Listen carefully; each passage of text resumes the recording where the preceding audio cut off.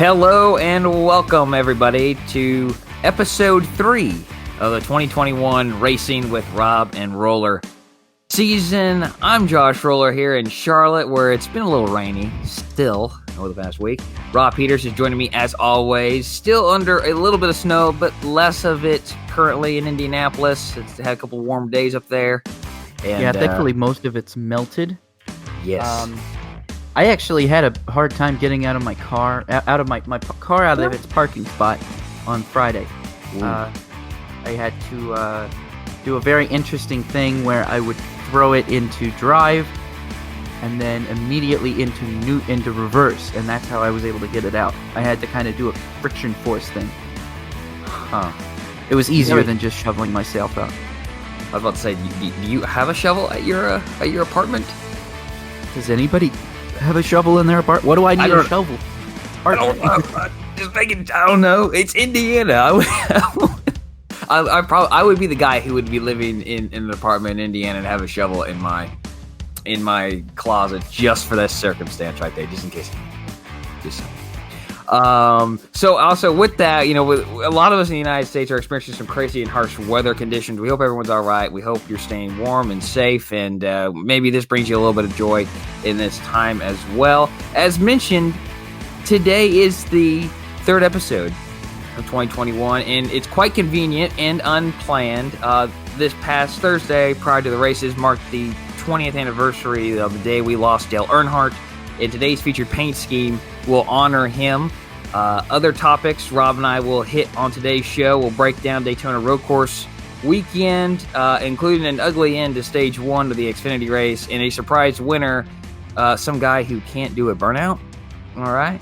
We'll give our thoughts on Netflix's The Crew and how late race cautions dictated the outcome of the Cup Series race on Sunday. And there's much more. I'm excited for a couple questions in the upshift downshift segment in particular, Rob. But why don't you just go ahead and get started with Rob's Racing Report?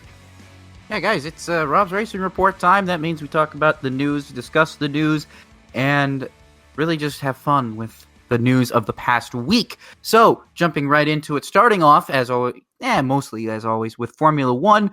We've got a new season of Formula One Drive to Survive coming to Netflix. Season 3 starts streaming on March 19th, so look out for that. I can't wait to hear Gunther Steiner swear. I can't wait to hear Gunther Steiner swear. I love it. Haas F1 team has retained Pietro Fittipaldi as its test and reserve driver for the 2021 season after impressing team managers at Bahrain and Abu Dhabi at the end of this last season, which is good. Let's be honest, they'll probably need to use him before the end of the season. I am foreseeing Mazepin ranking up some penalty points. Portuguese Grand Prix is on for Portimao on May 2nd. That's the TBC date that was not filled by the Formula One by the FIA yet, and now it is on. It is going to serve as the third Grand Prix of the 2021 Formula One season. And how about this? This is going to be interesting. We've got a track change coming up for Formula One. When Formula One returns to Albert Park in Melbourne for the November 21st Australian Grand Prix, changes to the circuit will have been completed. The following changes will be made in consultation with current Formula One drivers and former driver Mark Webber following simulations. The turn slow 9 and 10 complex, will be turned into flowing switchback, which will make entry to already quick turn 11 and 12 complex even faster. So this is like the backstretch, essentially, of Melbourne Park. So if you're envisioning Melbourne Park in your head, this is like the very top of the racetrack. This is the kind of backstretch.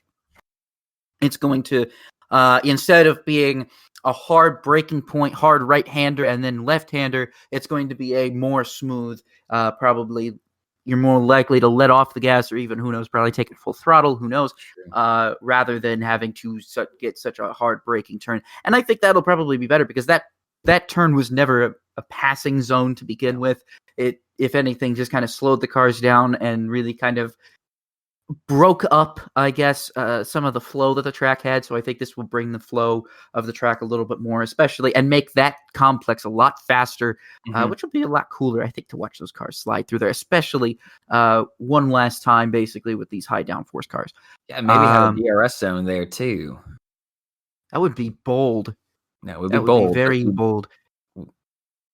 I'm just saying it would be bold. Yeah, I Turn agree, 13 will be widened and the outside line reprofiled to positive camber to create multiple racing lines. There will also be widening work at turn 6 to provide faster run onto Lakeside Drive, and turn 15 to make it harder for drivers to defend in the final sector. Turns 1 and 3 will also be widened on the inside to create more viable racing lines. That's good because, good lord, turn 1 can narrow up way faster than any driver is going to expect, especially when you're trying to fly in there and get as many positions as you can. I mean, you can run into that corner 3-4 wide, and before you know it, a hole that was there is going to close up, and if you don't get out of the throttle and bail, you're going to lose a wing, and the start to your season, in most cases, the end to your season, in this case, is going to be a little bit derailed. So definitely that'll be a good thing overall for drivers. I think it'll probably create a little bit less carnage on the start. That'll be good. So that's that for Formula One news. I don't really have anything else. Caru's racing system announced their drivers today, but they were really underwhelming. So, I mean, Guilherme Slamaya is going to join, I guess, Alessio Deletta at the back. So, I mean, I don't even remember who else they added, but that's the only feeder series news I can think of right now. So I'm going to move into SRX. Michael Waltrip is the latest addition to the Superstar Racing Experience driver lineup, which already includes Tony Stewart, Tony Kanaan, Paul Tracy, Bobby Labonte, Willie T. Ribbs, Bill Elliott, Ernie Francis Jr., Marco Andretti, and Elio Castroneves. Now, this is interesting because I don't know if you caught it in Daytona 500 pre-race. Mikey was talking with Chris Myers a little bit, talking about how he was slimming down. And you know, there was some speculation and allusion there by Mikey himself that he might be getting back into a race car. This announcement over the past week kind of didn't come as a big surprise, especially the hints that they were dropping on it. It was like, oh, he's a Daytona 500 winner. Who's a non-active Daytona 500 winner that would probably be willing to drive an SRX? Mikey, all the way. Like, who else is it going to be? I mean, Dale Jr. is not going to do it probably. Maybe he will, but... I saw Trevor Bain's name get mentioned. Of course, Matt Jeff Kenseth, Gordon, maybe? I don't know if he would have done it. Jeff Gordon's name's been dropped a lot, but I don't think he'd do it with the Fox I think telecast. Gordon's just done racing. Unfortunately. I'm still waiting for Casey Kane. I'm still hoping a good addition. I think that would be a solid addition. Tony Stewart's connections with Casey Kane and their mutual love of sprint car and World of Outlaws, and dirt track racing in general. I would hope that it would bring them together because I would forgive Tony Stewart for beating Casey in the 2005 Brickyard 400 if he did that. Hey, Josh just rolls his eyes and slams his head on the floor. He can't believe I'm still bringing that up. There's something that happened 15 years ago that. Hey, trust me, as a Gordon fan, I got plenty of those moments. So I mean, I feel your pain, but I just love how that would be good. I'm agreeing with you. Casey would be a good addition to the SRX, and how are they choosing numbers? Have they even talked about that, or are they just cars? I don't know.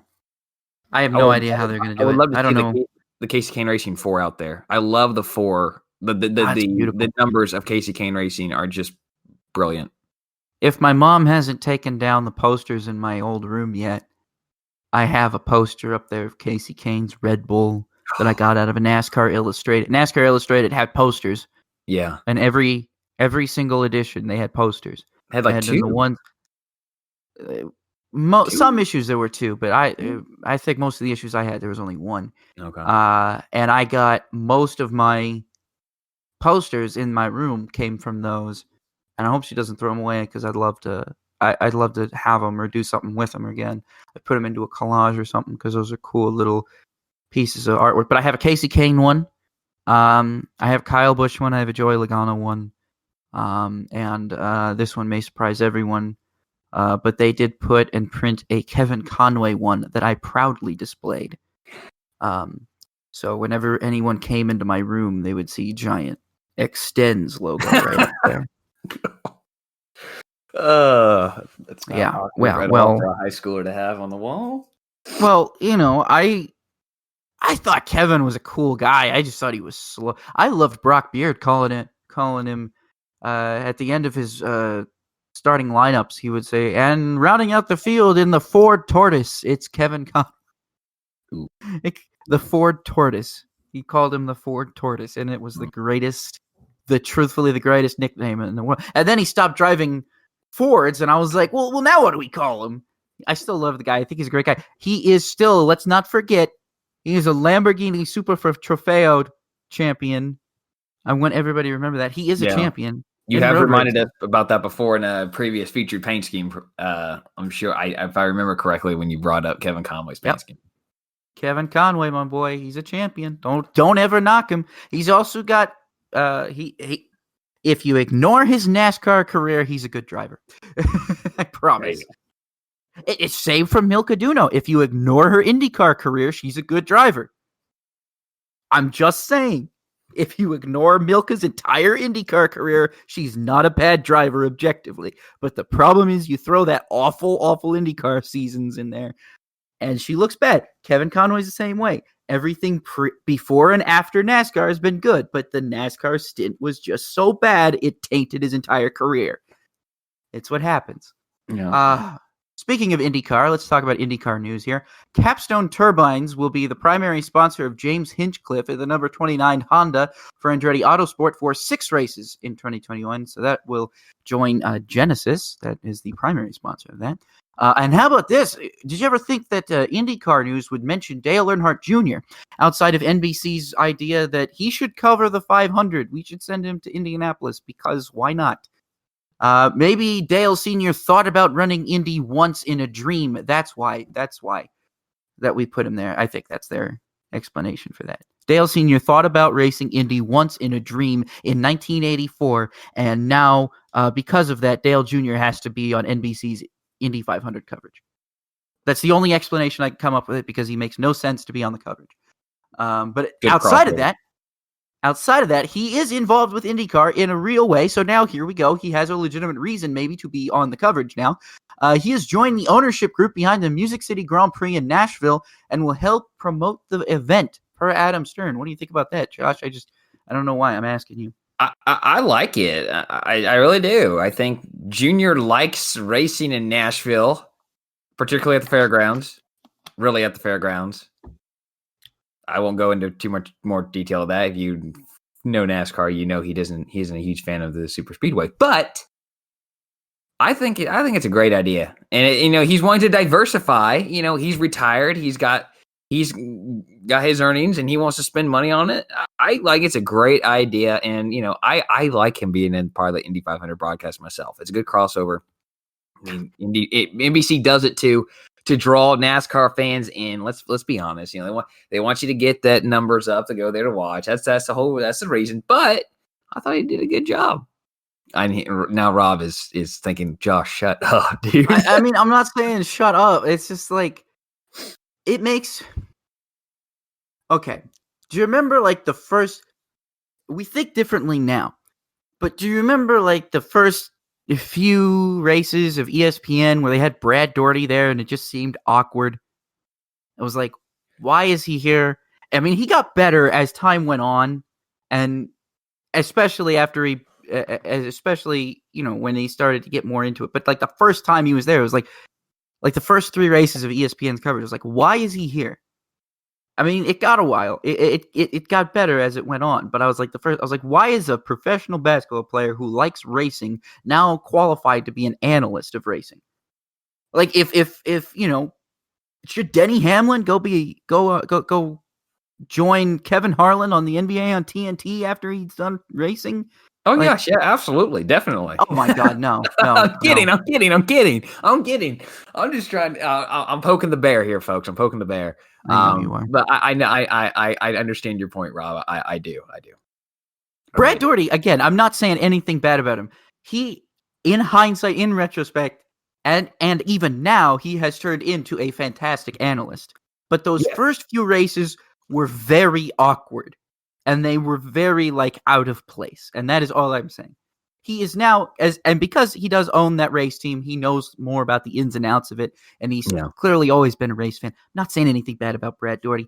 He's one of my favorite basketball players. I'm sorry. I still love Reggie Miller because I live in Indiana, and I still love Luis Scola for reasons that nobody quite understands. But, I am just being honest when I say that. But I'm going to move on because I think I'm just putting my foot in my mouth. Fans have been given the go-ahead to attend the 2021 Indianapolis 500, but the number of that number is still to be determined. So we don't know who's going to be how many people are going to be allowed at the Indianapolis 500 this year, but we do know that we will have some fans. So that's the best news. Now I just hope that they allow media credentials to be normal so that I can go again too.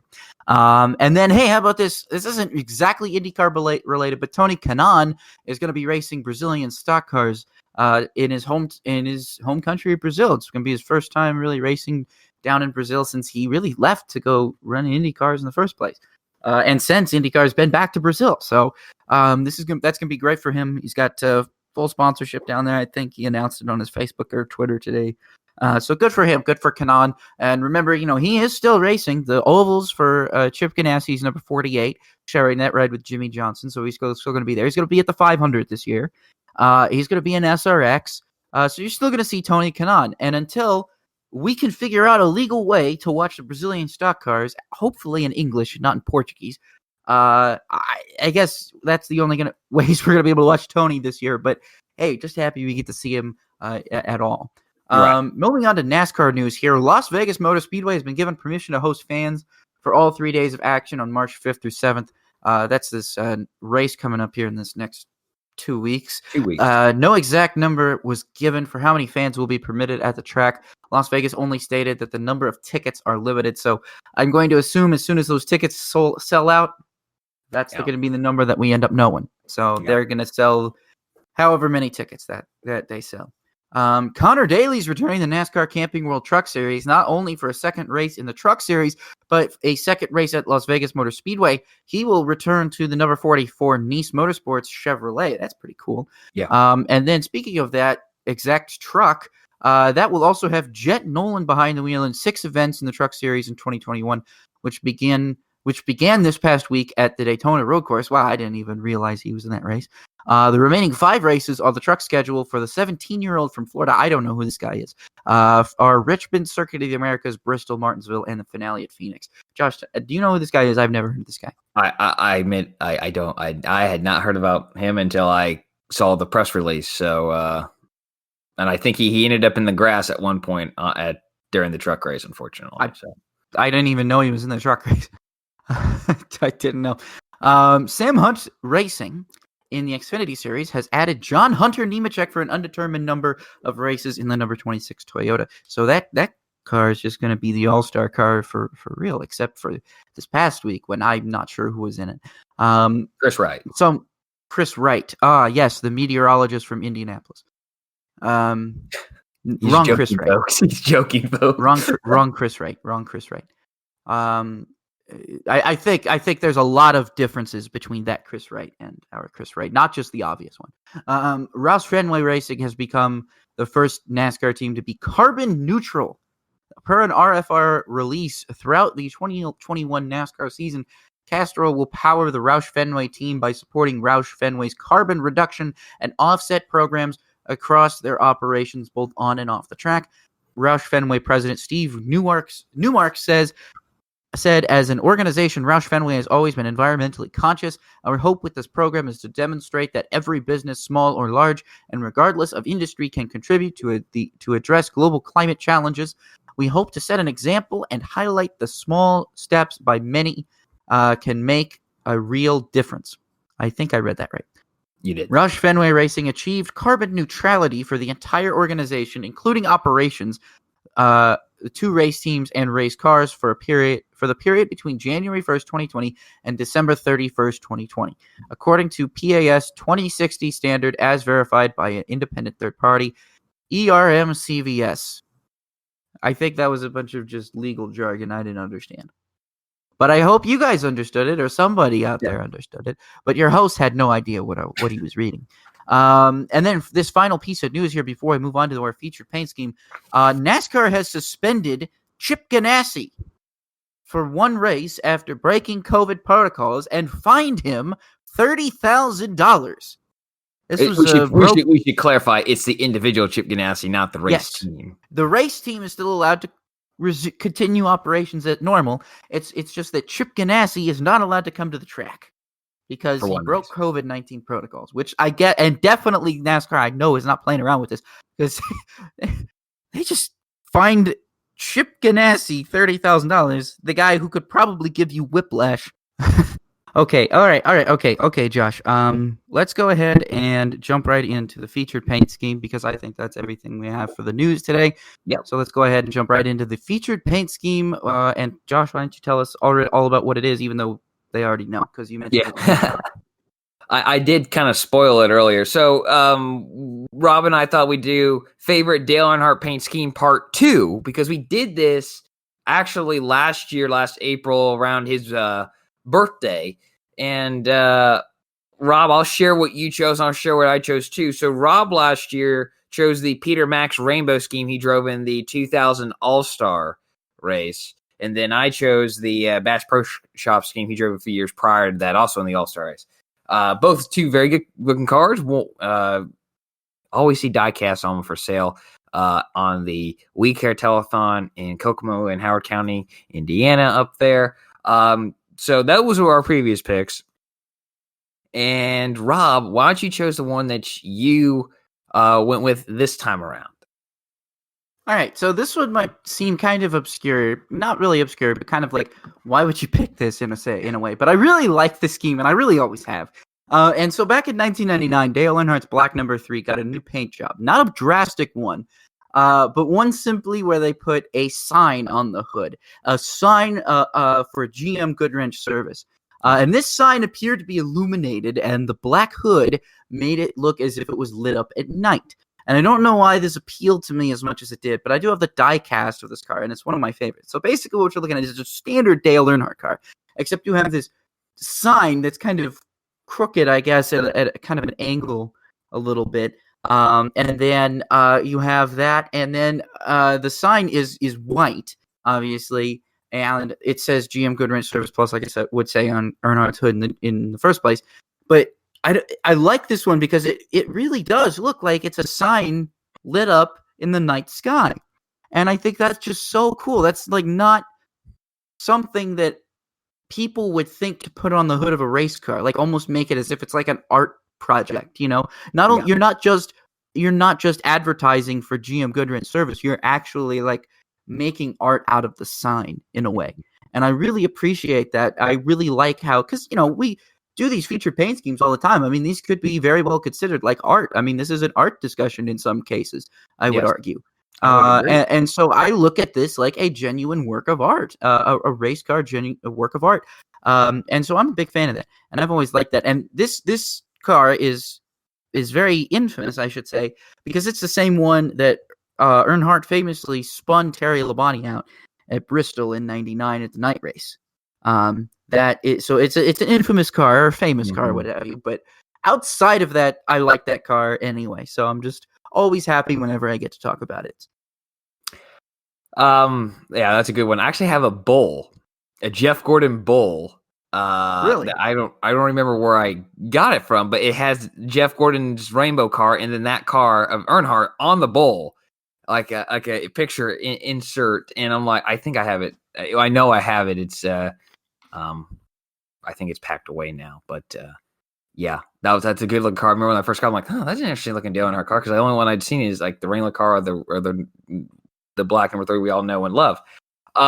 So I really wanted to go obscure. I want to dive in, like I want to find something that I didn't even know. I didn't even know this car existed, because that's how I know it's a forgotten paint scheme. So that's how I chose mine today. So from 1982 to 1994, Dale Earnhardt competed in 136 races in what is now the Xfinity Series. He won 21 of them.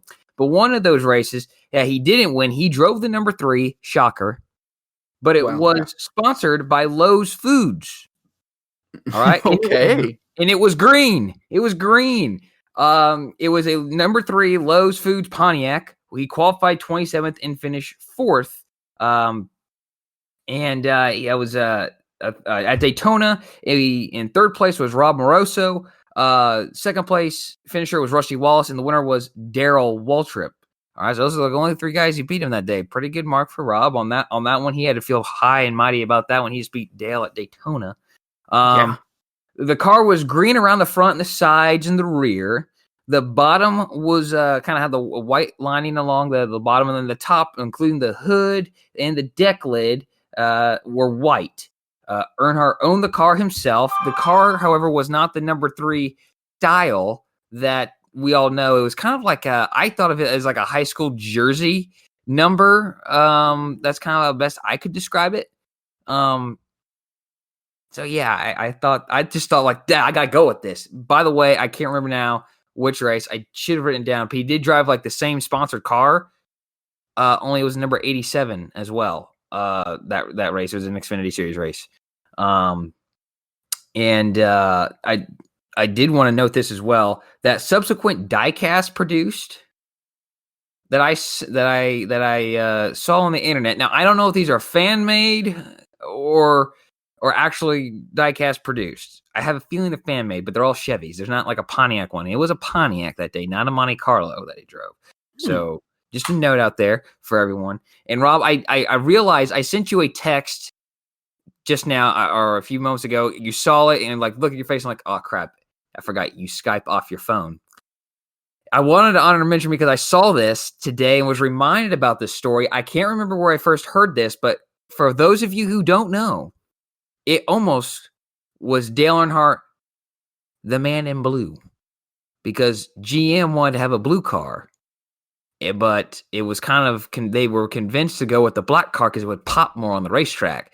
And I have to agree, the black number 3 looks a whole lot better. Not even close. The blue 3, I'm like, okay, that's intriguing. That's cool. Let's not close. And then I wanted to share. Last week, Rob said jump to a tide ride, and Richard Petty Motorsports jumped with Eric Jones in the number 43 Chevrolet for the Bristol Dirt Race. They will have a tide ride for you, Rob. Albeit a little modified. I thought I mentioned that because I knew they had to put the Petty Blue on it. Yeah, and they had to put the roof isn't the same as a traditional tide ride of the car. But I had to mention this because the week before he made a comment about Love's Travel Centers and Michael McDowell. We all know how that turned out. Tune in next week to see what comment he makes this week becomes into reality or some sort of twisted deal. We're 2 for 2 right now, and maybe I just jinxed it. I mean, honestly, if my inane ramblings end up actually being truthful, I am not going to be upset by any means at all. I will have no problems whatsoever with my inane ramblings becoming real. All right. I hope they do. I have great inane ramblings. That'd be kind of cool to have something like that happen every week this year. Right? I won't lie. That'd be pretty cool. But let's move on. Just kind of review our quickest segment of the week here. This week's winners. Just kind of going over a review here before we get going. The Truck Series on the Daytona Road Course was run by Ben Rose. He goes 2 for 2 to start 2021. The Xfinity Series was won by Ty Gibbs. We'll talk about that, how shocking that was. And then the Cup Series, Christopher Bell arguably pulled the upset of the weekend. Except that Ty Gibbs won the Xfinity Series race. I forgot about that. I don't know. I would kind of argue there were quite a bit of there were at least two upsets this week. Those were 2 pretty big upsets Saturday and Sunday. So top takeaways here, Rob. We'll start with the Truck Series, but I was not able to watch. I was at work. So was I, but I still watched it. Well, I can't watch a phone in stock shelves, unfortunately. That's a little difficult, and my boss might say, "Hey, what's going on?" I just wanted headphones to say, and MRN. I can't have headphones in until 10 o'clock at night. Yeah. And I know it's a bummer. But I just want to say Ben Rhodes and ThorSport and Toyota off to a good remarriage, I guess I should say. Yeah. Yeah, man. So good for him. Seemed like the highlights seemed like an exciting race. There's a couple interesting accidents, and I like that it was kind of a rain race too. I always enjoy rain races. Yeah, it was a little bit of there was a little bit of a drizzle that started the race. So they started on wets, which was already a good thing. So the start of the race was actually really good and really fun. Again, there's just no reason to have stages on a road course. I know I beat that dead horse every time we have a road course. And Matt Weaver tweeted the same thing. He said, we've got to make these better. I wish what they would do is, they could still have stages, but instead of having stage breaks, you just keep going. Right. Who's in the lead who's at the lead in the lead, who's in the top 10 at the end of stage 1. Okay. Those are the people, they get stage points, but we let the rest of the race play out, or it timestamp the lap. All right. Yeah. These guys were the first 10 cars across the line this lap. They get points, and the first place guy gets a playoff point. Simple as that. Yeah, I wish that they were capable of just doing that. Oh, they are, because capable. I really and truthfully think that at the very least for road courses, I would think that it would be possible to do at a road course. You don't have to stop the whole thing, because we'll talk about this later. But even with the Truck Series went into multiple overtimes, and so many of those. Well, I understand the grass was wet, so you had to go out there and retrieve trucks. So some of those, I would argue, were necessary, but the majority of them were probably not necessary at all. You don't need to be throwing that many cautions. I don't think we needed to have as many overtimes as we ended up having in the truck race, because the truck race was still good. It wasn't a bad race. I don't want to say it was a bad race or anything. I enjoyed it. I thought it was an entertaining race, especially watching the trucks race in the rain on rain tires. That's a treat anytime you get that, right? I can't remember the last time rain before, have they? Not for 20 some years. I think they might have done it one of the years they were still racing at Watkins Glen. Okay. They had I think that they might have had at least one race where they ran in the rain at Watkins Glen. Okay. In like 99 or 2000 or something. But I don't think that they've done that since. Okay. At least not that I can remember. Because I don't know think they've been on a road course. I mean, Canadian Tire was their first road course. They quit going the road courses after 2001, and they returned with the road course in Canadian Tire Mercer's Park in 2013, and none of those have been rain races. Right. So that's what I'm saying. So I think it would have to be I think it was a Watkins race, at the very turn of the century. Yeah, if it was, it had to be Watkins Glen, because I don't think there's a rain race at Heartland Park, Topeka. I don't think there's a rain race in Sonoma. Definitely not. And those were. I don't think. I know. I've watched the race at Portland that they had. Oh, Portland! Which actually would be a really good place for the trucks to return sometime. It would be Portland. It would be. That'd be cool. That actually was a really fun race. Trucks. Actually, this is going to sound weird, but actually, I would argue that stock cars and stock trucks would put on a better show at Portland than Indy cars do. I would concur. Portland's a good track. It's a great track. It's just I think it's better suited for heavier cars because it has such heavy braking points and flowing turns. So I agree. I've watched the truck race. But that backstretch, dude, is still tricky. I can never figure out the right time, the braking point. I can never figure out the braking points on the backstretch at Portland. Never. I'll always overshoot it. Every single time. The last turn, I should say. The last turn conflicts. I'll always overshoot it. Every time. So that was, I guess, yeah, how about that? This was weird. Carson Hocevar ran into the sand barriers at pit exit. I wanted to say this to him. I kind of wanted to defend him there. I'm surprised this hasn't happened more, because that is a very it's that ridiculous. has to be the most interesting pit exit in all of NASCAR. All right. First off, there's no wall as you exit. Then you go into this narrow lane. It's not even. It's quite literally a country lane, and there's sand barrels right there. And if you just sneeze inside the car, you're going to hit the barrels as you come to the wall. You hate for it to happen. He's on a professional driving level, but I mean, this could have happened to Chase Elliott. This could have happened to Austin Cindric. All right, I maybe the chances are there. I mean, you're right. I'm not saying it couldn't have happened to anybody. I just think it's funny that it happened. Period, because the lane is so it's small. It's small for a DPI car. That's what that lane is. It does not matter what car is going down that lane. It is very tight. How widen this. I don't know how they haven't widened it yet.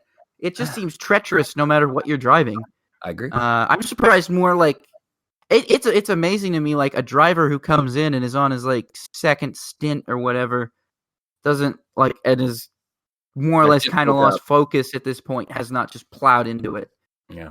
Maybe it has. We just can't think of one doesn't. You're probably right. It probably happens when everyone's asleep and nobody watches it. That's probably true. It's probably what happens. Yeah. You want to talk about the Xfinity series now? Because I don't know what to say about it. I mean, other than holy cow, it was a good race. It was a good race. I enjoyed it. That was a great race. I loved it. The biggest thing was this whole week. I think Rob. I don't know. We didn't really talk about this last week, but I was thinking this entire week leading up to this. This is going to be the AJ and Austin show. These two guys are going to put on a show. This is time for AJ to go out there and say, "Hey, I'm here to win races. I'm here to win a championship." And we got it for 15 laps. We got it for they sure put on a great. Fox had the right on him, bumping him. And then you see the jab down. AJ spinning like, and the replay tells an aerial replay tells a different story. And I think personally, I think both drivers were at fault here. All right, AJ was a little too anxious. He's wanting to drive now. I want to win this playoff point. You got your 5 last week. I want a playoff point, and he drives him down. AJ, and he could have easily. But listen, if he gives him the bottom lane, but instead he squeezes him down. But then Austin wasn't thinking long term either, and he kept going at it. He's like, he's driving me down. He's benchmark you should ever be trying to pull. I'm going to back here. We've got a long ways. We got 2 whole stages. AJ's day. I don't think that Ty Gibbs, who ends up winning this race, wins this race if Austin has a complete car, because we saw the downforce issues that he had. He had 0 downforce, especially on cold tires in that infield section, and that's where Ty Gibbs was besting him. But he could roll through the backstretch bus stop and the front stretch chicane really, really well. Austin could, even with that damage that he had. I would argue that all 3 race winners probably shouldn't have been race winners had certain things come into play. You're absolutely right. The truck race should have been won by Sheldon Creed. Yeah. Who, by the way, was unsponsored. Yeah, we texted a little bit about that. I did. I think Bob Pockris tweeted it, that he said that the Chevrolet sponsorship last year was just GMS kind of being a good partner and throwing it on there for a lot of races. So Sheldon Creed just wins the championship. He's going to be a Johnny Benson, is what you're saying. Kind of right, yeah. He's going to be that champion who nobody sponsors and they just kind of fizzle out. Which I think that's absolutely crazy that no one has jumped on board even just for a few races with that guy. Johnny Benson won the 2008 Truck Championship, and you've never heard of him since. Because Bill Davis Racing shut down. Not just because Bill Davis Racing shut down, but because nobody picked him up and nobody sponsored him. You had the defending champion go into the 2009 season without a ride. That's right. I guess Bill Davis Racing did shut down completely after 2008. I thought they shut down in 2009 sometime. Okay. Yeah. Well, anyways, yeah, the Xfinity race should have been won by either AJ or Austin. Right. But Ty Gibbs drove a good race. He drove an excellent race. Let's talk about that.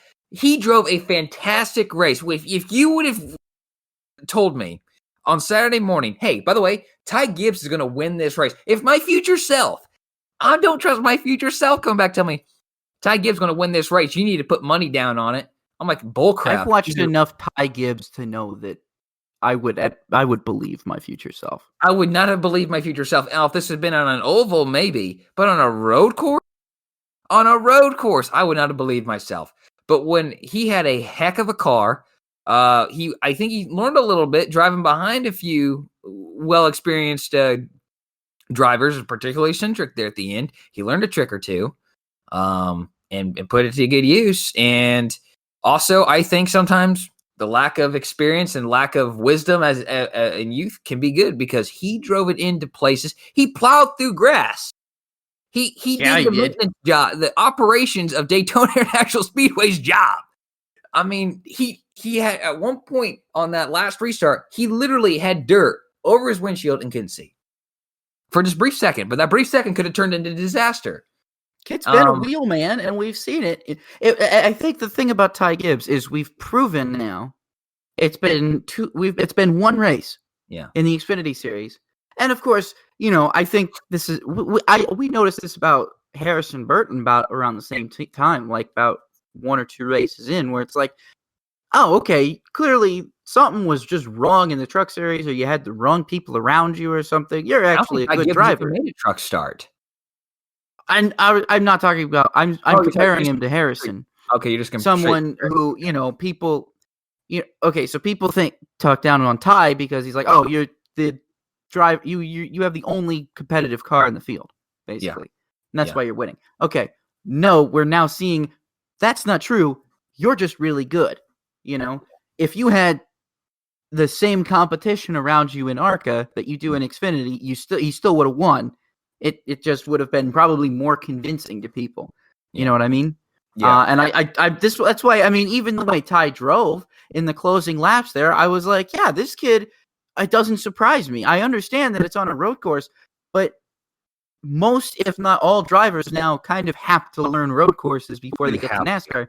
And I think Ty just incorporated that into his life and into his racing career, that he's like, I gotta run, whatever it was, I gotta run more road course simulations. I gotta hop in the simulator and run as many road courses as I can. Or very well, he could have just said, I'm just gonna go out and run some fun Trans Am races that are just a gentleman driver or something. Not Trans Am, but like just sports car Miata races or something as a gentleman driver. Just run in there and get some experience on a road course. Something very simple that a driver like him would very easily be able to do, given his background and assuming his sponsorship situation. It probably would not be that hard for him to do, and that's why it doesn't surprise me. I think that he's somebody who incorporated that into his learning when he was growing up and going through the ranks, and you saw it in ARCA, his ability to run and perform well on tracks of all different kinds of shapes and sizes. Whereas most ARCA drivers, you see them and they're either really good on super speedways or they're really good on short tracks, but they're never good on both. And Ty Gibbs was the kind of guy who was like, oh, this guy's really good on both. And that's usually how you could pick them out. Pick the good ones from the bad ones. The guys who are going to last a long while from the guys who aren't. Are they really good on speedways? Well, okay, yeah, that's great, but you got to learn how to run short tracks too. Okay, you're good on short tracks, but you got to run on speedways too.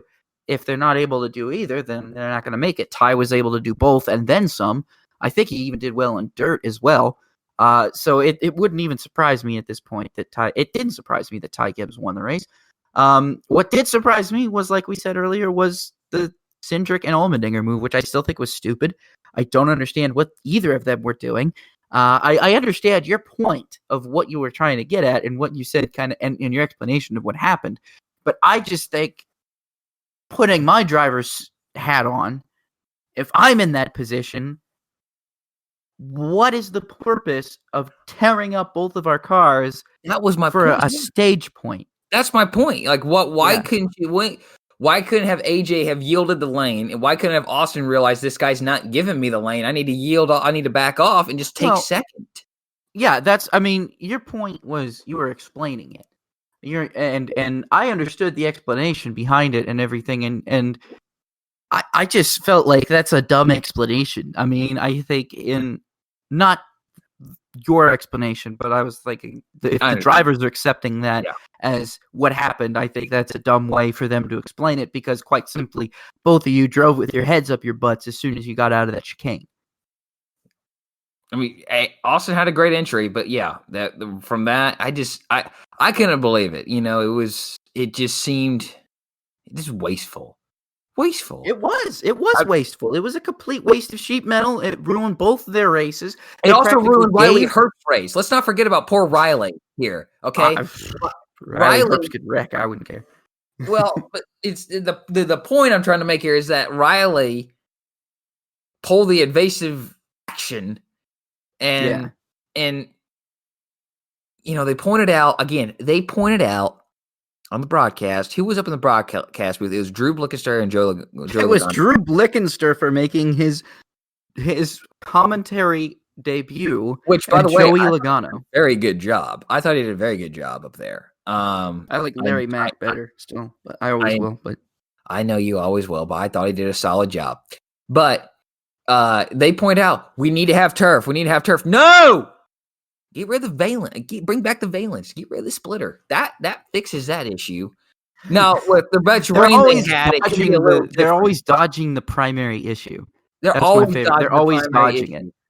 I know. It's like, what's tearing up these front of these cars? It's the grass. We should get rid of the grass. No, just change the freaking cars. Now I know that they pointed out in the 500 that there's these little divots or big divots, not really little divots, in the front stretch infield tribal grass of Daytona for drainage purposes. Now that can be a little bit of a factor, but still, in a general sense, what happened to AJ should not have ruined his day. Should not have ripped the car off. I mean, if it just that's wasteful. If you spin through the grass, the biggest concern you should have is your radiator being clogged up and your tires being shot. You should not be concerned about whether or not the entire front end of your car even exists. Well, yeah, exactly. You shouldn't have a Jamie McMurray issue where like, oh crap, my splitter's bent just a little bit. My day is done. You know, the rest of my car's how hard fine. my team jumps up and down on the splitter, it won't go back straight. That's the only good thing about a splitter is that you get to see these crewmen doing this really awkward gymnastic move on the front of a car. That is to me the only good thing about it. Other than that, thank you. Needs more springs. Yeah. All right, so the Cup Series now. I mean, Chase got robbed. Chase got robbed of a fifth straight road course. Chase got robbed. I think NASCAR just spiced up the show. That was Chase. Yeah, I think there was plenty of that being said on Twitter. Chase was going to win that. Fact of the matter is, Chase is going to win that race, except NASCAR doesn't understand the concept of a local yellow. And even a bunch of people earlier today were posting a bunch of Twitter stories about how when NASCAR doesn't use the local yellow, like, oh, we don't want to do it. We're just going to go full course yellow and stuff. Look, let me tell you something, NASCAR. You guys don't need full course yellows for cars going off. They don't need it. I mean, if the car is stuck in the grass, if the car is stuck in the grass, I understand. That's a legitimate reason for why you would have a full course caution, because they do that in Formula One. They would throw a full, at the very least, a virtual safety car or a full safety car in that situation. Yeah, that's acceptable. You know, I would love to have a virtual pace car in NASCAR. Yeah, but cars going off and spinning and hitting the wall and getting dirt up under the track and all this other stuff—that's not worth a caution. And NASCAR repeatedly threw cautions when everybody drove away. Everybody drove on away. Everybody kept going. I didn't think anybody was leaking oil. If someone's leaking oil, then sure, throw the caution. That's fine. But if somebody's not leaking oil out onto the track, who cares? Why are you throwing a caution? And then, to make matters worse, they decide, hey, here's the greatest idea in the world. It's starting to rain. Let's throw a caution and let the teams decide whether or not they want to put on rain tires or not. What's the point of the caution? At that point, what's the point of the caution? You're literally just bunching everyone up. You're saying, all right, everyone, we're calling a timeout. It's a referee's timeout. That was literally stage 4. Yes. I mean, that was just a random fourth stage they threw in there. Well, it's like how they shouldn't. The only time NASCAR, I don't even, you know what? Not even that. I don't even care. They shouldn't have to declare rain or wet or dry track. They shouldn't have to. That should just be straight determined by the teams. It's like last year at the Roval, where NASCAR said, "Hey, we're leaving it up to the teams. Do you want to start on slicks? Do you want to start on wet tires? Your choice." Or the only time they should have to declare that is when it's fully wet, like it's raining. Okay, you have to put on rain tires right now. As Formula 1 would come in, they would declare the race a wet race, and then if it dries up, then it's like, okay, put on slicks, go for it. You know, at that point, if you could do it, go for it. Race at your own risk. That's what I would say. Race at your own risk. And that's what I didn't understand. And the thing about it is it wasn't even raining that hard. No. It wasn't I'm watching the highlights. I'm watching the in-car camera. Like, oh, we got a caution. Looks all right. I'm like, it's sprinkling. And it also goes back to the point that there's always a rain shower. There was only like there was only like a little portion of the track that was wet. I know. It was just Chase Elliott has.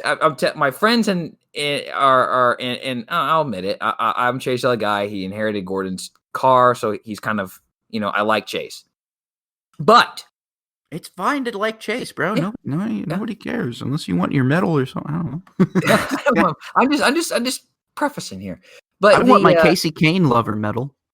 That one you do wear proudly. That one you wear proud. But I can't because he's retired. So it's not like I'm doing. It's not like I have any conflict of interest. He's retired. Nobody cares. So I can love the guy as much as I want. How many races has Chase been robbed of? Just think about that. Quite a bit. And this one, he should have had his first win a lot sooner. That's for sure. Yeah, I'm thinking Chicagoland 26, maybe Michigan 2016 even. Michigan 2016. But I'm still not. I mean, I'm not even a Chase fan, and I'm not getting over Denny dumping him at Martinsville. But that was in 2017. He didn't get his first win until 2018. I'm thinking there's a race in 26. There are a couple of races in 2016 he could have won and did. Well, that's true. But that's the one that comes to my mind is the number one race. That's the number one. Agreed. But my point is that this one might take the cake because there was a series of just the rain caution is one thing, but the only other legitimate caution after that was for Tyler Reddick, whose car was on fire. All right, best car in the field caught fire. Yeah, I loved that car. Gave me Scott Wimmer vibes. I have to say Scott Wimmer for my favorite Scott Wimmer fan, Isaac Jekyll. That was a good pull from the paint scheme depths of the world. I like that. I agree. I did not put two and two together on that one. It's exactly why I said it was the best looking car in the grid, because it was like a throwback to, and it wasn't even supposed to be a throwback. I don't think. No, I don't think it was either. No. I did want to just say here, because we've talked on that one enough. I think just definitely good racing this weekend. We'll talk a little bit more about that. I think here in a segment or two. But Christopher Bell obviously won the race. All right, we haven't even mentioned that here. But Christopher Bell ended up winning the race past Joey Logano with 2 to go, coming to the white flag. Did get his first career win, 38th career start in the Cup Series. And it's only the third time in history that the first 2 races of the season have been opened up by first-time winners. And it's kind of easy to pick the first 2 out. 1949, the first season, and 1950, the second season of the NASCAR Cup Series. So in 49, it was Jim Roper and Red Byron, and 50 years Harold Kite and Tim Flock. So that, that's pretty good company for Michael McDowell and Christopher Bell. I'm just happy that we've opened the year with 2 different winners. 2 different winners, 2 first-time winners. Yeah. I always like to continue. I always like to see how long NASCAR can get along in the season before we have a first-time winner. And usually, what I'm the longer we go into the season with different winners, usually the more satisfied I am as a fan, at least. Right. Not necessarily if I'm a fan of one driver. Yeah, I would rather see Casey Kane win them all. You know what I mean? But yeah, at the same time, if you're just taking a step back as a NASCAR fan in general, or as just a fan of good racing, that's what you want to see. And so to start the season out with 2 different winners, but not just 2 different winners, 2 different first-time winners is even better, in my opinion. Yes. Very, very good. Very, very cool, for sure. And to happen at the same track, 2 different circuits is pretty cool for Daytona to have on their marker there. So we'll move on here. Outstanding performance. Rob, I'll let you go first. This is going to sound kind of weird because I rag on his dad all the time, but I'm actually giving it to Cody Ware. Top 25 finish in complete garbage and finished on the lead lap. Imagine if he wasn't racing for his dad. Seriously, this kid, Cody Ware, is a good road racer. He runs 24 Hours Daytona. He runs the Asian Le Mans Series, again, unfortunately, with his dad's team. But he's a good road racer. He's got skills under the hood there. It's just, his car is the equivalent to a Gremlin, and it's just not worth racing. But, again, top 25, he outpaced his all other Rick Ware teammates handedly as well. I mean, Bilicki had a problem, I think, but outside of that, he still beat the rest of his teammates. I know he beat Davidson. He did. Are you looking at the... What did he do? I'll look at it right now. Who finished 23rd place, James Davison. Oh, screw him. Whatever. I Yeah. know. Okay, I was well, just going to mention that after you were done. again, Davison is a different. Okay, let's compare James Davison's level of road course experience to Cody Ware's. Cody Ware finished 2 spots behind him. I know. I understand. I was trying to correct everyone Now for I feel dumb. I should have picked the another viewers person. here. He didn't finish ahead of all of them. I'm trying so hard because Rick Ware has given Roman Grosjean a spot, and I'm trying so hard not to rag on his team as much as I do. So I'm gonna sit here and give a shout out to his son, and I didn't pay attention to the results well enough to realize Davison finished ahead of him. I guess I was looking for where he finished because, look, I looked at him throughout the race, and I was like, dude, look at Cody Ware. He's up there in like top 15, top 20. He's running pretty good. You know, I should say not. I mean, it's relatively pretty good. He's not running where I expect him to run. He's outperforming his equipment, is what I'm saying. Yeah, and that's something that I don't think. I don't think his other 2 non-road course experienced teammates were able to do, because I know Balicki didn't. How did Gase do? Gase finished. Balicki finished 36th, and Gase finished 27th. Okay, so he did outpace both his non-road course experienced teammates, which is still good. That's important. I mean, James Davison's done at pretty much all of it, so of course he's going to have the upper hand. I would even put him as a better driver than Cody, but Cody's doing good. Again, Cody's a good driver. I just wish he didn't race for his dad's team. He could have so much more success, I feel like, if he just branched out and went somewhere else, man. I mean, I understand he wants that cup experience. I understand he likes racing for his dad's team. He likes helping it out, but man, imagine if he was like in a JD Motorsports ride or something. He could be running top 15, top 10 in the Xfinity Series every week, I bet. I bet you that. I bet you Cody Ware in a JD Motorsports car or something will be running top 10, top 15. At the very least, top 20 in Xfinity, as opposed to running 30th and 36th in Cup. I'll agree with that. My outstanding performance goes to Ryan Preece, for the simple reason he's uncharted, underfunded this year, and he's got 2 top 10s to start the season. He avoided the mayhem at the end of that race, and he's beat his teammate Ricky Stenhouse Jr. in both races. I'm sure I don't know how. There's different ways to budget a season, right? I don't know how the 37 team budgeted this year out, but I hope that with, where I forget where he finished. I'm clicking on it right now. Where he finished in the Daytona 500, finished 6th in the Daytona 500, and a 9th on the road course. I hope that number of 24 races this year has increased.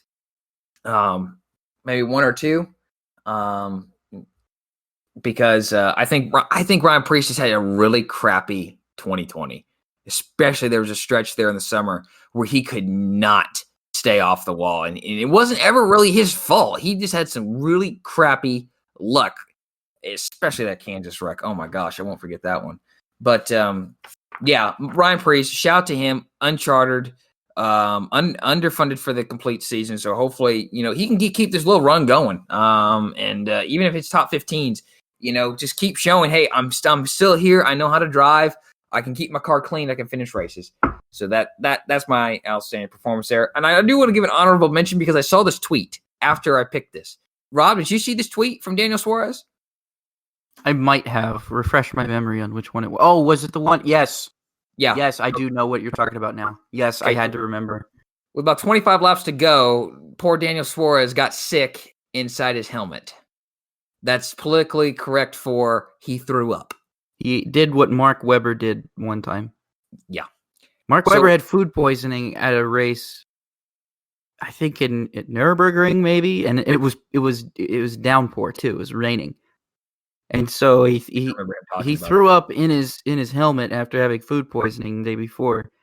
And I guess it wasn't that bad because, again, it's raining, so I guess the rain just kind of cleaned up cleaned up the fire suit a little bit. I don't know. That would have been miserable, though. I cannot imagine Mark Webber trying to drive at the Nürburgring in the rain with food poisoning. And I can't imagine what Daniel Suarez went through, either of them. I mean, good night. So good job for Daniel. I don't think there's too many people. I mean, the team I've said, dude, you're pulling in the pit stop for this, but not too many people say, okay, yeah, you can pull in and then come back out. But he finished 16th. Didn't Carl Edwards once do that? And he came into the pits and he asked him to just hose him off. I can't remember that. I think what happened was Edwards got a crash damage, and one of the crush panels got knocked out, and so he got like all of a sudden, it can happen. The carbon monoxide can get in, and so he got a little carbon monoxide poisoning, and so he threw up. And so he's coming into the pits, and he's asking, "Can you replace the crush panel, and can you just hose me down in here? Just take a hose, stick it through the window net, and just kind of clean me up a little bit." So I think I remember Carl Edwards asking for that one year. So it reminds me of that. I mean, it seems like if you drive the 99, you just might be you get sick behind the 99. I don't know. And maybe you're going to win a few races. Let's hope so. Hey, let's hope Suarez wins some races because I love what Trackhouse is doing. I was surprised that Bubba didn't do as well as I expected, but he's not that great of a road racer. But I guess Homestead's going to be the. Didn't he run up? Be the true first test. I think he ran up decently in the top 15, but he flat spotted a tire. Yeah, that lost. I think he either flat spotted a tire, or the tire blew, and it kind of screwed up the whole front fender and the left front fender. And after that, it was over. Yeah, the whole race was over, and that's what can happen. You spend too much time on pit road, you lose too much track position. It's over. You're not going to recover, especially if something like that happens in stage 1 on a road course. It's going to be pretty hard to recover. Definitely. It's doable. I'm not saying it's not doable, but unless your car is still handling fine after the fact, you're just going to try and get the best finish you can. So, but that's what I was surprised. I think but yeah, the true test for how some of these new teams are doing, especially Trackhouse and 2311, is going to be next week at Homestead, because then we're going to see how they're going to stack up on the types of tracks that we're going to keep going to for the rest of the season. I know we're going to, I guess, a few less cookie cutters than years prior, but I still think mile and a halves comprise most of the schedule. So, yeah. All right. Well, with that, let's move on to the upshift downshift segment. For those of you, this might be your first time listening. We'll tell you how it works. For those of you who are listening every week, listen multiple times, you know how it works. But you upshift, you agree. Downshift, you disagree. We throw it into neutral. Means we kind of don't care, or we just don't have enough information to come to a decision where we want to shift one way or another. This week we have a hypothetical here, but sometimes we'll have hypothetical. Sometimes it's real news related questions, or sometimes it's race events that happen. So, with that said, let's get going here. First question: Ben Rhodes will be one of the Championship 4 drivers in the Truck Series at Phoenix Raceway in November. Do you upshift or downshift, Rob?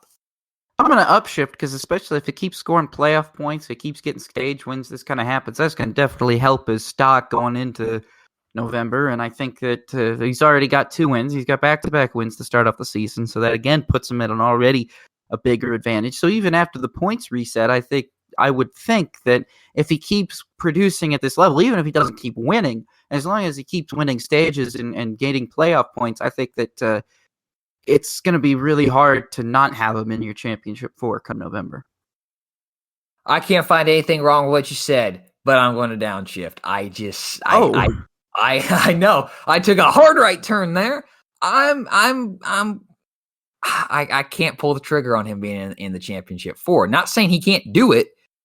I just don't see it. I think there's a couple guys out there. I think you're probably going to see a couple GMS guys. I think he's got teammate Matt Crafton in there. That's a little more tough on that one. I think John Hunter Nemechek's going to be tough to beat. But there's still 3 other drivers that could be in there. I know, but I think he's just going to miss it. You only mentioned like 2 or 3 other drivers: Crafton and John Hunter Nemechek and a GMS driver, probably Sheldon Creed. I think Creed and Smith. I wouldn't be surprised if Brett Moffitt finds his way in there. I know the Nice Motorsports cars or trucks didn't run that well last year, but I think Brett Moffitt's good through. You have Austin Hill as well. I think there's just a couple guys that I would be a little to the season though. He's had a rough start, but remember he kind of had a rough 2019 after winning the Daytona, and then he had a rough stretch there. And boom, he's over there. But again, this is the other thing that I have to keep reminding you of is It's possible. And this is the thing, when NASCAR invented stage points and created the stage racing, they did this specifically because fans were upset that the most consistent driver was not the champion at season's end. Right. As long as you're winning stage points and finishing top 10 every week, there's no reason why you can't walk right into Phoenix. Now I almost said Homestead, Phoenix, and have a shot at the championship. As long as you're doing that week in, week out, which so far, as of 2 races, Ben Rhodes has been doing, as long as you're doing that, it's really hard for you not to get to Phoenix in a championship position. I still want to downshift. I think he's going to be that guy who just misses out. I really do. I'm sorry, Ben, but surprise me. Please surprise me. I want, prove me wrong. I mean, I understand it's only been 2 races, so we do have to. I guess I got to backpedal a little bit because it only has been 2 races, but still, even then, the guy's got a 100% win rate so far. I can't. I know. I just. It's like, where do you go between what your heart says, what your gut says, and what the statistics say? I'm trying to go into make a decision based on both of those, and my decision is still, it seems likely, given what has happened in the past and given what we know, it seems likely. All right. I mean, I'm glad we disagree. We disagreed last week on Brad Keselowski, but let's move on to question 2. In a future NASCAR schedule, Sonoma should be included in the West Coast swing. The future half-mile Auto Club Speedway should be moved to the playoffs, and Richmond should be relocated to midsummer. Do you upshift or downshift? I would actually upshift this. I'm still sad about the idea of a future half-mile Auto Club Speedway because I'm not sold on that thing yet. It still kind of makes me sad because I like the way Auto Club is kind of like about speed, and it's still a good track. It's some good racing, but I understand they're going to have to repave it, and then the racing's going to be bad again. But I will, at the very least, upshift the idea of Sonoma being included in the early season West Coast swing, specifically so that we get a green Sonoma. That's really what I just want. I'm not saying that, brown Sonoma isn't good or anything. It's fine. It's just, green grass is always much more appealing than dead grass. So I'm going to take the road course race at the appealing looking Sonoma Raceway. But at the same time, Richmond in the midsummer, you can do it as long as it's a night race. I think they've learned their lesson on that one. Yeah, you have to have Richmond as a night race. It doesn't work unless it's a night race, unfortunately, anymore. The day races were cool because they were novelties, because it was kind of like it's kind of like this backwards feeling where, most races are run during the day, and then they get like that one night race. Like, you have a night race at Darlington, you're like, oh, hey, this is cool. But after a while, it's like, all right, we can go back to the day race now. Richmond, it was like, okay, all the races are at night. Now we're going to have a race during the day. Okay, that's kind of cool. See Richmond during the day. Okay, the racing isn't as good as it is at night, and it's too hot, and nobody cares, so let's go back to night. You end up, the novelty wears off after a while, and I think the novelty would probably wear off on a day Richmond race in the summer, but probably not a night race. Again, see, here's the thing. I'm going to upshift. I'm not even going to upshift into like 4th gear. I'm just going to upshift gradually because I'm sorry. I'm still not sold on turning and redeveloping the Auto Club Speedway into a half-mile circuit. I just don't like that idea yet. I feel like I understand why they do it, but I just don't feel like it's the right thing to do to that track. So I feel like they should invest more money into another short track, like an Irwindale or something that would be struggling already, instead of trying to redevelop an already relatively successful racetrack into something else. I don't know, but that's how it's ultimately my answer is that, yeah, I like that because of Green Sonoma, but I don't like that because of its Auto Club Speedway as a half mile in the playoffs. Let's say Auto Club Speedway in the playoffs is a 2 mile oval. We've seen it happen once. Didn't work out, so no. So that's why I'm going to still shift it into third or something. I'm going to say yes on half, but no on the other quarter. Or third, excuse me. I wrote the question, so yeah, I'm going to upshift. I like it for multiple reasons. One, I like the Green Sonoma. I think it'd be really cool to go there, so that's part of that. I like having a road course this early in the season. And we're not going to get Sonoma in the playoffs as well as Roval. 2 road courses in the playoffs, this is not going to happen. The Roval needs to stay where it is. Yeah, exactly. So Sonoma, move that to the West Coast swing and be a part of Las Vegas and in Phoenix.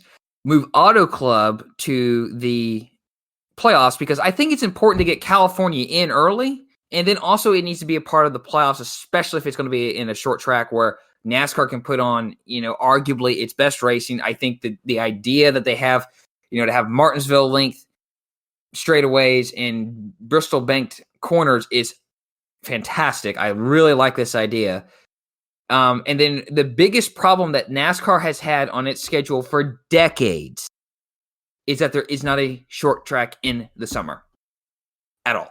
For years, we went from April to August without a short track. Think about that. Did they not run like a midsummer race at Wilkesboro? No, Wilkesboro was like April and September. Really? Yes, in October, that time frame. Huh. And I don't think we've had maybe a summer date short track since Nashville Fairgrounds was last on the schedule. In fact, I won't even look it up. I'm not going to waste too much time. But that's where it's been at least 3.5 decades since we've had a short track in the middle of summer. That is the biggest gap. And when the 2021 schedule came out and there was not a short track in the summer, I was a little disappointed because that's a huge missed opportunity to me. Huge missed opportunity. So Richmond, I think I'm sorry, the kind of the perfect one for that because I think Bristol and Martinsville's a fantastic penultimate racetrack. Bristol is fantastic in all in itself. And then you have to have Auto Club. It's Los Angeles. It's Hollywood. It's just glitz and glamour. I think that needs to be in the playoffs and not Richmond itself. So that's why I do that. That's why I upshift. I upshift because completely. I understand, you not liking the changes that are going to happen there. We're both sad to see that happen. Next question here. The first 2 NASCAR Cup Series races in 2021 have produced 2 first-time winners. A total of 5 drivers in 2021 will be first-time winners. Do you upshift or downshift?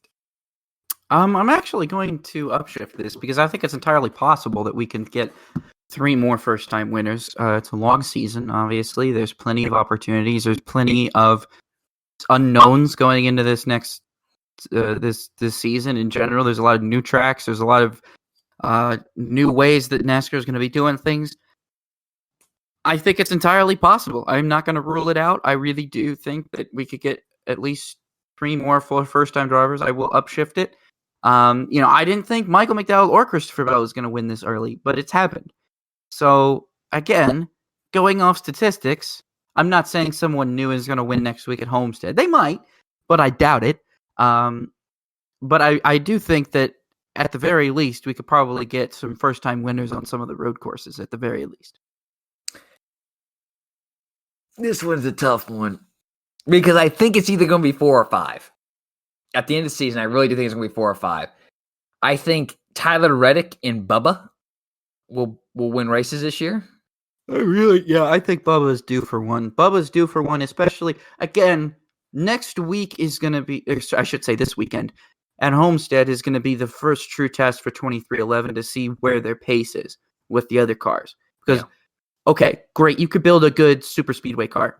That's cool. A lot of people can. It's the ones you spend the most time and money into. Okay, your road course package, you had a bad race, whatever, it happens. It's a road course. Show me how you're going to do on a mile and a half. Because once you show out, and I'm going to look at Trackhouse the same way, not just 2311. Trackhouse as well is going to be in there. I'm going to hope that Daniel Suarez can replicate these. He's had some top 15 finishes. I'm hoping, or he had a top 15 finish. He didn't have a top 15 finish at Daytona, but at the road course he did. So I'm hoping, if you keep that up, if your road course pace is any indication, maybe they're top 15, at least Trackhouse is top 15 on regular mile and a half. We'll see. Again, Bubba, Suarez, Reddick, obviously, those three guys could be in contention. Road courses are possibilities, and you still have 2 Talladega races and 1 more Daytona race. Right. Anything's possible. I think short tracks are kind of wild cards too, and Bubba's really good at them. So I'm going to upshift, but I'm slightly reluctant to. But it is a long season. If we're talking, race 10 into the season and we've had 2 first-time winners, it's a different story. We have 34 points races still to go. All right, next question here. Kind of the big talking point. Do you upshift or downshift for Netflix's new show, The Crew? Rob? All right, so here's my review after watching the pilot. It's pretty good. It's not. I mean, it's a sitcom. It has some good jokes. The setup, the premise, all of it's believable. There's a few editing issues that I expected, but at the same time, I'm disappointed to see. Like in the very first episode, they show they're at Martinsville, and then the next thing you know, they're like at a speedway, and I'm like, wait, what? And then reference the fact that they were at Martinsville again later in the episode, but again, all the footage from that race was clearly at like Kansas. So I that bothered me, I guess. But that's a minor nitpick. I mean, Talladega Nights had that too. Days of Thunder had that too. Yeah. Those are just minor nitpicks. But at the same time, unfortunately, yeah, those are minor nitpicks. I just kind of expected.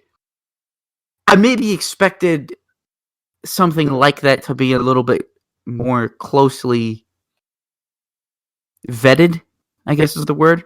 But I'm not like surprised that it wasn't. Outside of that, Kevin James is Kevin James. He's, you either like him or you don't. I mean, did you like Paul Blart Mall Cop and whatever else was? What was he in? He was in a sitcom for years. No, the sitcom King of Queens. King of Queens. That's what it was. My grandpa loved that show.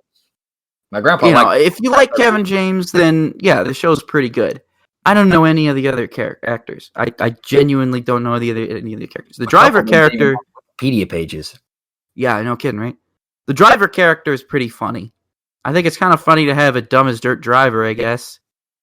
But that, I mean, I'm not comparing it to Talladega Nights, but that's the vibe it gives me, It's like it's trying to go for that vibe, but it's also trying to be its own thing. Does that make sense? Like, yeah. It's like they watched Talladega Nights and said, hey, we can make something like that, but let's try really hard to make it not seem like we're ripping it off. And this is the result. You know what I mean? It's not a bad thing. I can understand that. I can understand where you're coming from. It's not a bad thing that they would do that. And it seems like Kevin James, for the most part, appears to be knowledgeable about racing. I mean, clearly, if he's an executive producer on this thing, he must want to do it. He must want to make this show. He must want to tell the story, which is great.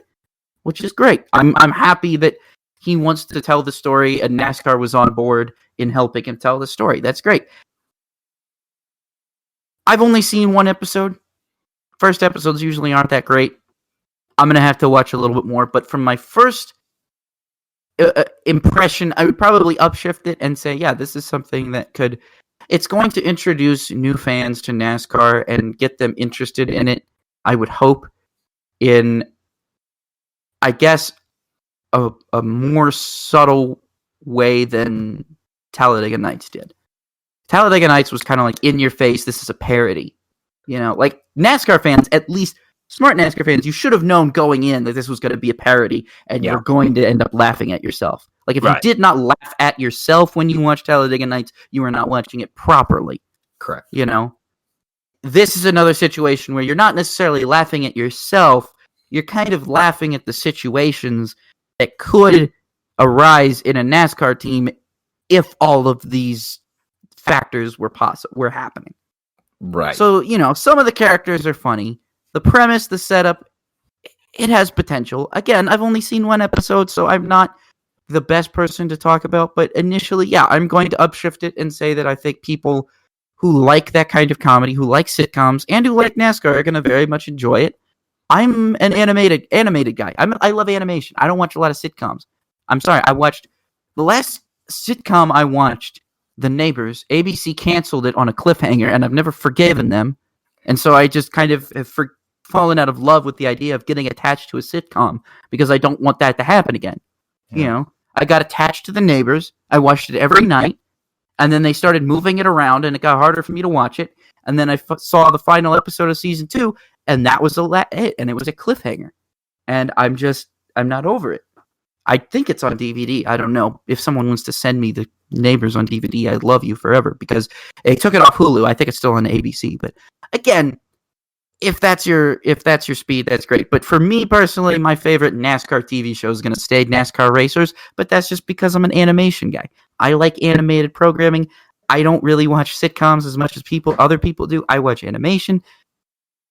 But if this is your flavor, I got no real negative things to say about it outside of one or two minor nitpicks. So I'm going to have to go ahead and upshift it. I think it'll be a good thing for the sport, and I think anybody who enjoys it. My fiance likes it, so if she likes it, then I can't say any reason why anyone else wouldn't. So go for it. If you got Netflix, go for it. I recommend watching The Crew. I upshift too. I can admit, I think, Rob, you and I talked about it. I can't remember our conversation exactly where you sat on the fence, but we were skeptical about this because, we were worried that, when you think about this, the past few NASCAR things that are big screen, small screen that have come out haven't put NASCAR in the best light. You think of Logan Lucky. I mean, I was just about to say that. I didn't even watch that movie all the way through. I quit watching it. Then you had Herbie Fully Loaded. All right, that was okay. That's a good kids movie, but it's someone who was 10 in 2006.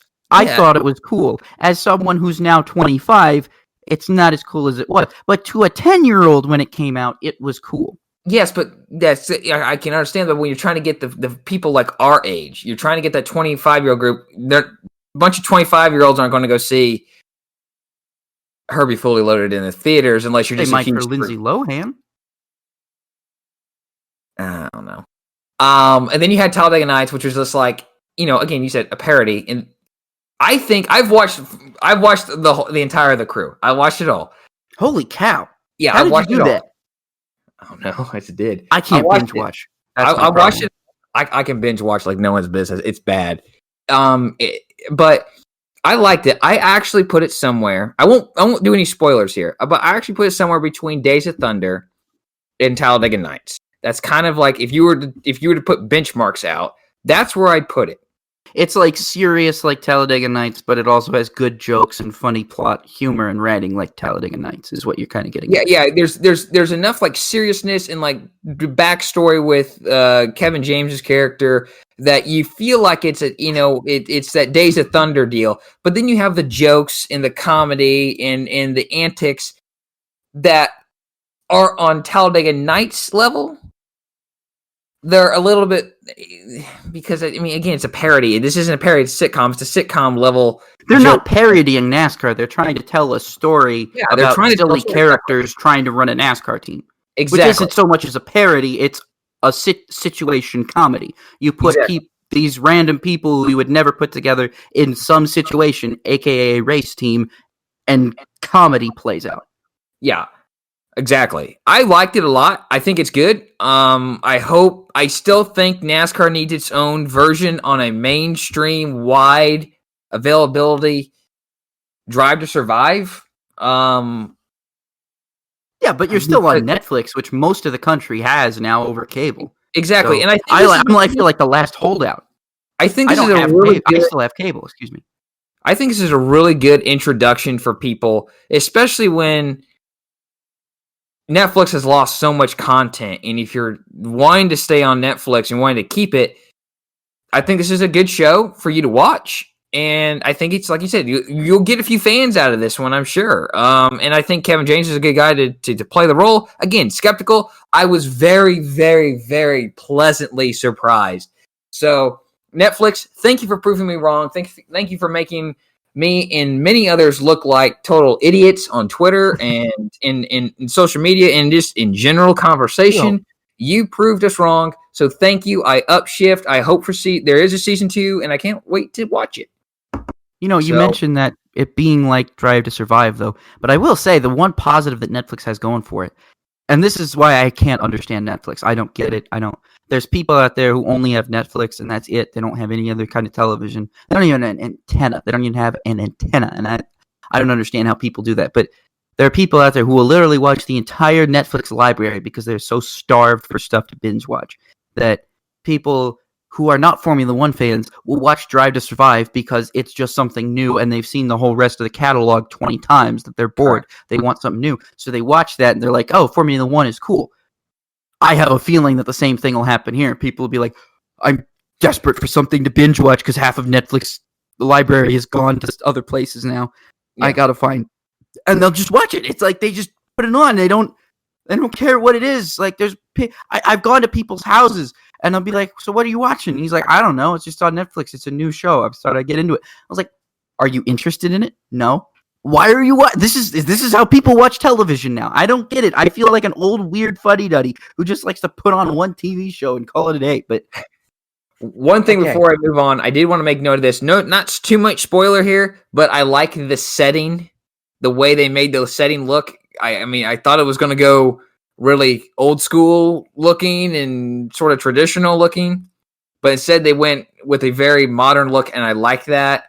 It's believable to a degree, but obviously some NASCAR fans or really, I think most NASCAR fans and NASCAR team people are going to realize, okay, maybe this isn't so much believable, but it is believable. It is, after all, fictional in a sitcom. How do you think actual physicists and scientists feel about the Big Bang Theory? I mean, it's very good. It's probably about the same. I mean, they probably think it's funny, but yeah, it's not an accurate representation of our work. That's probably how most race fans or people involved in racing are going to approach the crew, I would assume. Right. All right. Final question here. I think that one was the big one. This is the big one, part 2 here. All right, Rob. NASCAR should make the Daytona International Speedway Road Course a permanent addition to each of the top 3 divisions' calendars and include it with Daytona Speed Weeks. Do you upshift or downshift? You had me until include it with Daytona Speed Weeks. I just I'm cool. Actually, what would be a cool thing is if they want to keep this whole.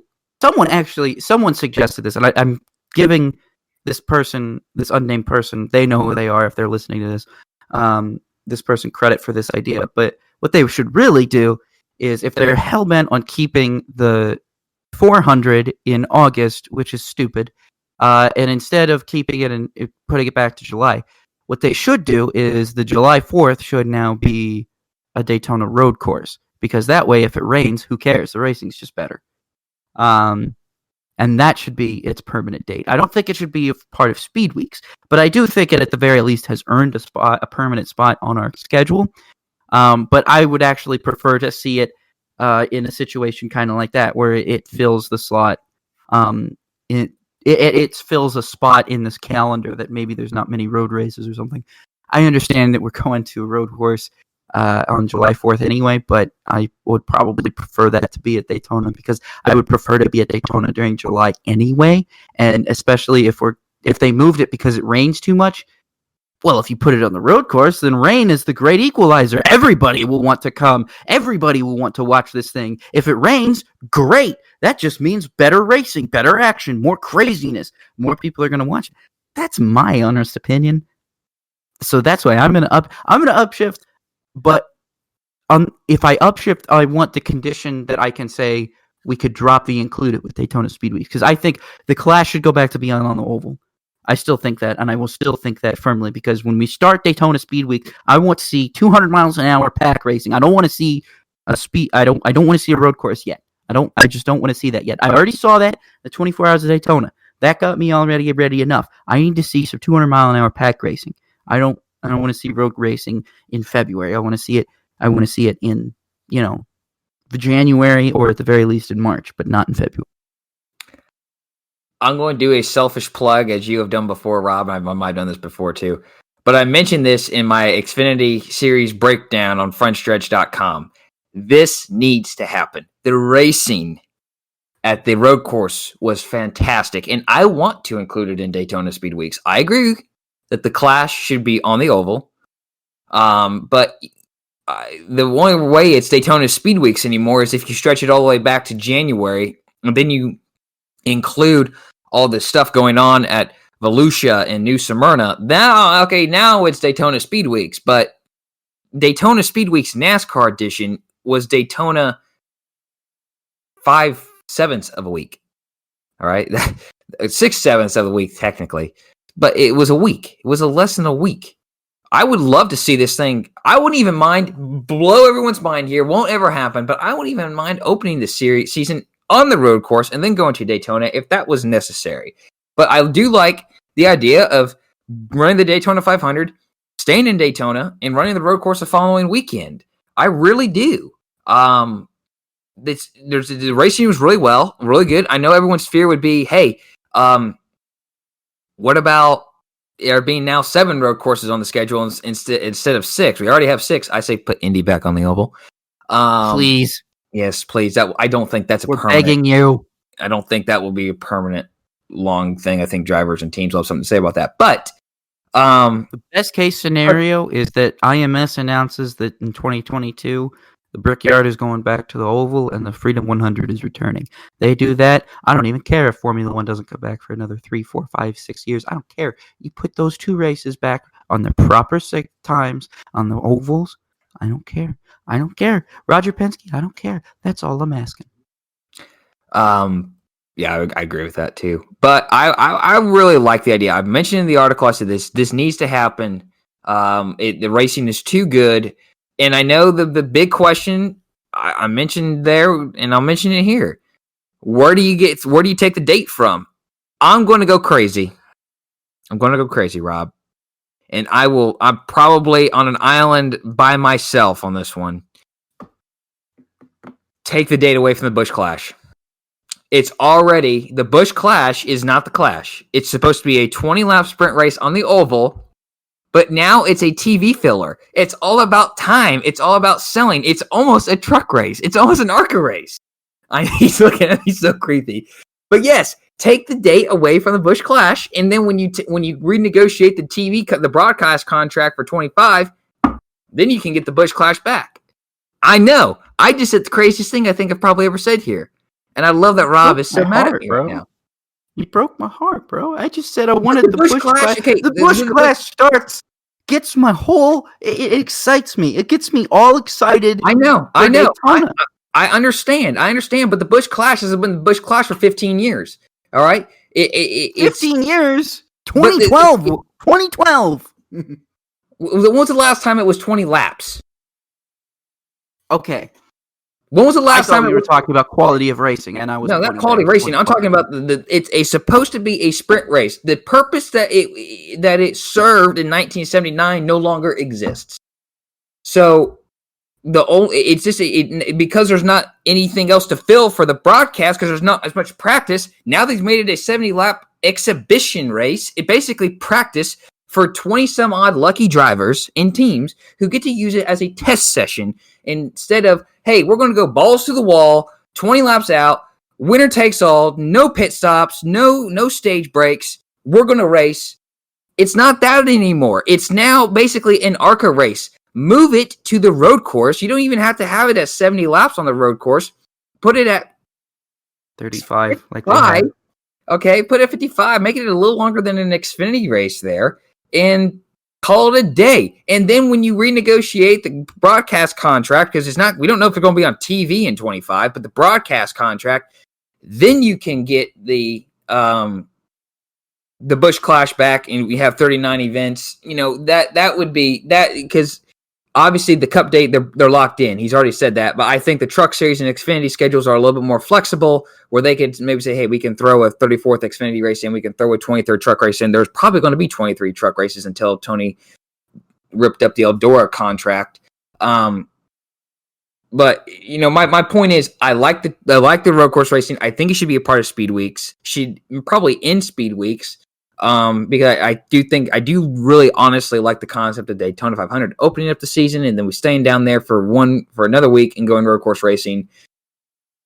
I don't know if you're a fan of road course racing and NASCAR. I don't know if you didn't like this weekend. I don't know what you like. I honestly don't. The only thing the things we didn't like were things that were driver decision and then someone hit the button for the caution too soon. Those are the only things to complain about this weekend when it came to the racing. That's all I'm going to say about that. Rob, we should probably get moving on here unless you have something real quick to say. Other than, I disagree. I have nothing else to say. I'm going to go get a water. Why don't you go tell us about your featured racetrack? Let's do it. All right. So, Roller's featured racetrack here. Rob shared earlier in the show that Albert Park in Melbourne will be receiving a bit of a facelift before the 20-car Formula One grid arrives in November. Now, I'm not going to discuss Albert Park, at least for today. Maybe I'll discuss it in the future. Rather, I will briefly be discussing the location that hosted Formula One championship racing before Albert Park, Adelaide. So prior to 1985, Australia hosted 49 non-championship Grand Prix events in various locations, including Phillip Island, Bathurst, Albert Park, and Calder Park. Businessman Bill O'Gorman and South Australian Premier John Bannon put together a proposal with the aim to bring more flair, as they said, to the state capital. Slightly dull image compared to the bustling atmosphere of Melbourne and Sydney. It was not long after that a delegation Bernie Ecclestone in London and emerged with a 7-year contract for Adelaide to host a Formula One championship Grand Prix. Interestingly enough, a few laws actually had to be passed to allow auto racing to take place on the streets. Victoria Park was chosen as the site for the race. The state put civil servant Dr. Mal Hemmerling in charge of the project and engineer Bob Barnard, who was engaged to create a course which incorporated a purpose-built section of road in the center of the race course and the use of the surrounding city roads. Federal and state grants were obtained to fund the project. Wow, it goes all the way back to then. Sad. This project saw the construction of over 2,100 concrete barriers, over 4 miles of wire fencing, and temporary pit buildings and grandstands that could be disassembled and reassembled each year with ease and stored with ease as well. On November 3rd, 1985, the inaugural Australian Grand Prix on the Formula One calendar took place and was coincidentally, if you didn't figure it out already, the 50th Australian Grand Prix in history. The circuit was well received and much better than some expected, particularly after street circuits like Las Vegas, Detroit, and Dallas had flopped in the recent years. K.K. Rosberg walked to victory in his Honda-powered Williams. Only 9 of the 25 cars were running at the time of the finish. However, 8 were classified, as Martin Brundle, driving a Tyrrell Ford Cosworth, was not classified as he was 33 laps down. He would, on the official finishing order, he was classified 13th. Alain Prost won his first of 4 championships officially following the race, having wrapped up the championship some races before. The organizers of the Australian Grand Prix that year won the Formula One promotional trophy for race promoter. Bernie even went as far to say that the event was so well organized that it would be bad for Formula One because it would raise the standards for future Grand Prix and circuits. I think he was probably right about that. When you look at the flair and of the event it is and all of itself and the circuits and its, just grandioseness, it's definitely set the stakes. If he traces it back to 85 there in Australia, I think he was right. In spectacular fashion, in 1986, Adelaide was once again the season finale, and it was a 3-way battle for the championship between Nigel Mansell, Nelson Piquet, and Alain Prost. Mansell started on pole, but with a poor start, enabled teammate Piquet and Ayrton Senna, as well as K.K. Rosberg, to overtake him and demote him to 4th by the end of the first lap. He needed to finish 3rd to win the championship. On lap 7, Rosberg in his final Grand Prix, took the lead from Piquet. However, Rosberg retired with a puncture on lap 63, handing the lead back to Piquet and elevating Mansell to third place. One lap later, Mansell's race ended as his left rear tire exploded on the main straight with 19 laps remaining.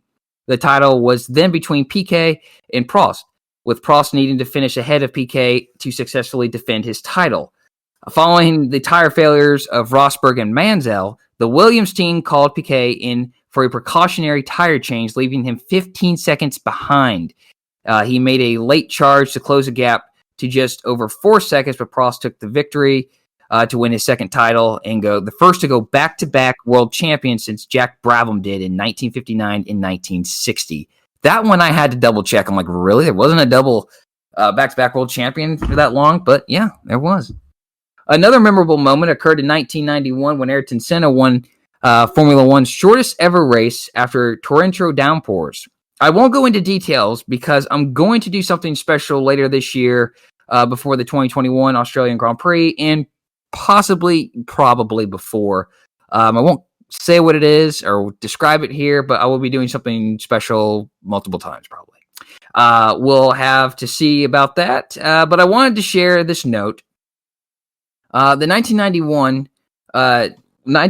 was the final season that Senna, Prost, Mansell, and Piquet competed together. The four of them won 93 of 112 Grand Prix races between 1985 and 1991.